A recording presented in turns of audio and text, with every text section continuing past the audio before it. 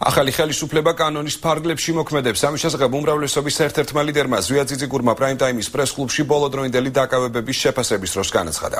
მისი თქმით, საერთაშორისო საზოგადოება აქტიურად ადევნებს თვალს საქართველოში მიმდინარე მოვლენებს. ამიტომ ახალი ხელისუფლება დაინტერესებულია ყველაფერი კანონის ფარგლებში იყოს მოქცეული. მისი თქმით, დღეს სასამართლო არ არის ზეწოლის ქვეშ და ის გადაწყვეტილებას თავად იღებს. ამის დასტურად უმრავლესობის წევრმა თენგის გუნავას საქმე მოიყვანა, რომლისთვისაც პროკურატურამ წინასწარი პატიმრობის შეფარდება მოითხოვა, სასამართლომ კი გირაოს სანაცვლოდ გაათავისუფლა. თუ ვინმე საინტერესებს, რომ ქვეყანაში პროცესები მიმდინარეობდეს, ხოლო სამართლებრივად მიდიოდეს კანონის შესაბამისად, ეს არის ახალი ხელისუფლება.